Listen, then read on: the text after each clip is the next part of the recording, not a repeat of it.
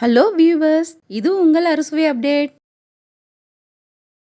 இன்னைக்கு நம்ம பார்க்க போகிறது ஒரு டீ டைம் ஸ்நாக். நம்ம எப்போவுமே கடைகளில் தான் வாங்குவோம். அது போல் இல்லாமல் வீட்டில் இருக்கிற ஒரு சில பொருட்களை வச்சு நல்ல கிறிஸ்பியாகவும் ரொம்ப ரொம்ப டேஸ்டாகவும் செய்திடலாம். சாப்பிட்றதுக்கு அப்படியே கடையில் கிடைக்கிறது போலவே இருக்கும். வாயில் வச்சதுமே கரைஞ்சிரும். வீடியோவுக்கு போகிறதுக்கு முன்னாடி நம்ம சேனலில் போடுற வீடியோஸ்க்கெலாம் லைக் பண்ணாமே நிறைய பேர் பார்த்துட்டு இருக்கீங்க. லைக் பண்ணி சப்ஸ்கிரைப் பண்ணி நம்ம சேனலுக்கு சப்போர்ட் பண்ணுங்க. வாங்க இது எப்படி பண்ணுறதுன்னு பார்க்கலாம். இது பண்ணுறதுக்கு நான் 2 கப்பு கோதுமை மாவு எடுத்திருக்கேன். அதை ஒரு பாத்திரத்தில் சேர்த்துக்கிறேன். நீங்கள் எந்த கப்பில் மாவு அளக்குறீங்களோ அதே கப்பில் மற்ற பொருட்களையும் அளந்துக்கோங்க. இதுக்கு மெஷரிங் கப்பு தான் வேணும்னு இல்லை. வீட்டில் இருக்கிற டம்ளர் இல்லைன்னா சின்ன கப்பு எது வேணாலும் எடுத்துக்கலாம். இப்போது இந்த கப்பில் நான் 2 கப்பு கோதுமை மாவு சேர்த்துருக்கேன். சேர்த்துட்டு அதே கப்பில் 1/4 கப்பு ரவை சேர்த்துக்கிறேன். சேர்த்துட்டு இது கூட 2 பிஞ்ச் உப்பு சேர்த்துக்கோங்க. அதிகமாக சேர்த்துற வேண்டாம். இது கூட சர்க்கரையை நம்ம பவுடர் பண்ணிட்டு சேர்க்கலாம். அதே கப்பில் 1/2 கப்பு சர்க்கரை எடுத்திருக்கேன். அதை ஒரு மிக்சி ஜாரில் சேர்த்துக்கிறேன். இது கூட 1/4 டீஸ்பூன் ஏலக்காய் தூள் சேர்த்துக்கிறேன். இல்லை ஏலக்காவாக சேர்க்குறதுனா 3 ஏலக்காய் சேர்த்துக்கோங்க. இது நல்லா பவுடர் பண்ணிட்டு வந்துடலாம். இப்போது நல்லா அரைச்சிட்டு வந்துட்டேன். இந்த அளவுக்கு நல்லா நைஸாக அரைச்சிக்கோங்க. இப்போ இந்த கோதுமை மாவு கூடவே இதை சேர்த்துக்கிறேன்.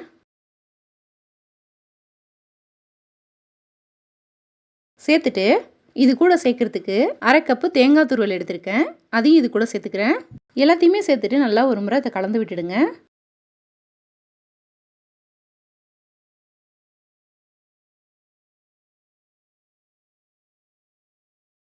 இது கூட சேர்க்க நான் எந்த கப்பில் மாவு அளந்தனோ அதே கப்பில் 1/2 கப்பு எண்ணெயும் நெய்யும் கலந்து எடுத்திருக்கேன். அதை இது கூட சேர்த்துக்கலாம். கொஞ்சம் கொஞ்சமாக சேர்த்துட்டு நல்லா இதை கலந்து வச்சுருங்க.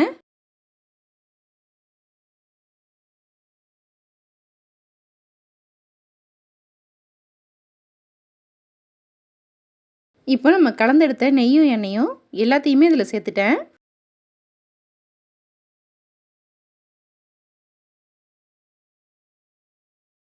நல்லா கலந்து விட்டுட்டேன். இது பாருங்கள், மாவு இந்த அளவுக்கு இருக்கணும். இது எல்லாத்தையுமே கலந்து விட்ட அப்புறம் 1/4 டீஸ்பூன் ஆப்ப சோடா சேர்த்துக்கோங்க. சேர்த்துட்டு திரும்பவும் ஒரு முறை நல்லா கலந்து விட்டுறணும்.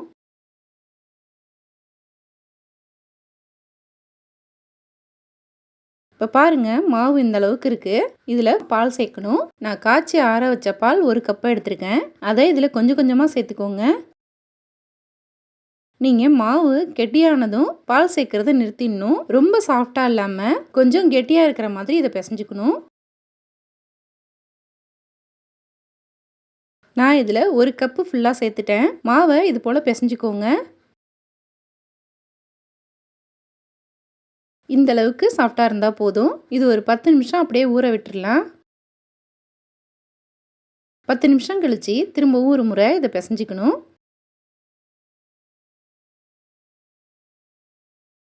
இப்போது இதிலிருந்து ஒரு பெரிய உருண்டை எடுத்துக்கோங்க.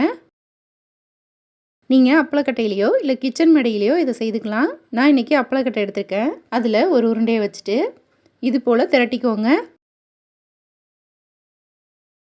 ரொம்ப மெல்லிசாக இல்லாமல் 1/4 இன்ச்சு இருக்கிற அளவுக்கு திரட்டிக்கணும்.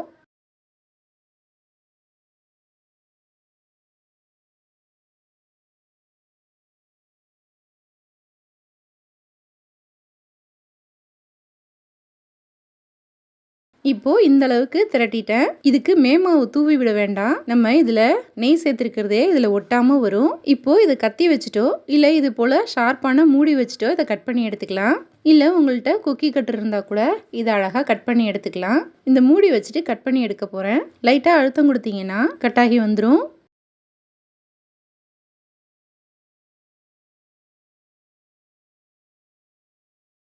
இப்போது எக்ஸ்ட்ரா இருக்கிற மாவெல்லாம் எடுத்துடலாம். இப்போது எல்லாமே ரவுண்ட் ஷேப்பில் கிடைக்கிது. இதுக்கு மேலே கொஞ்சம் அழகாக இருக்கிறதுக்கு கத்தி வச்சுட்டு இது போல் கோடு போட்டுக்கோங்க. ரொம்ப ஆழமாக இல்லாமல் லைட்டாக கீறல் போட்டுக்கோங்க.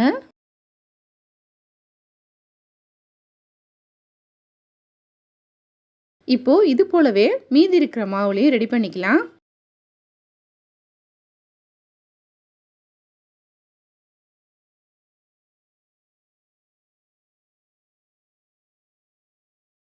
இப்போ நம்ம எடுத்திருந்த எல்லா மாவுலையும் பிஸ்கட் செய்தாச்சு. இதை வேக வைக்கிறதுக்கு கடாயில் தேவையான அளவு எண்ணெய் ஊற்றிருக்கேன். நல்லா சூடானதும் ஸ்டவ்வை மிதமான சூட்டில் வச்சுக்கோங்க. இப்போ நம்ம செய்து வச்சுருந்ததை ஒன்று ஒன்றா எண்ணெயில் சேர்த்துக்கிறேன்.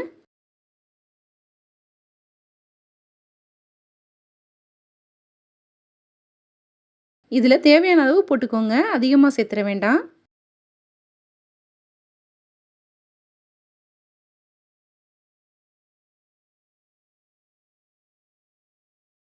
இது ஒரு பக்கம் நல்லா செவந்து வந்ததும் இது எல்லாத்தையும் திருப்பி விட்டுக்கலாம். ரொம்ப செவர விட்டுறாதீங்க.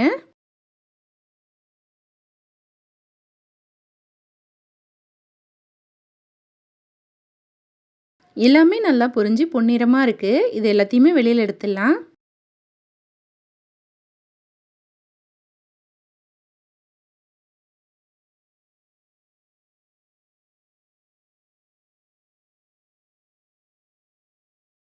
இது போலவே மீதி இருக்கிறதையும் பொரிச்சு எடுத்துக்கலாம்.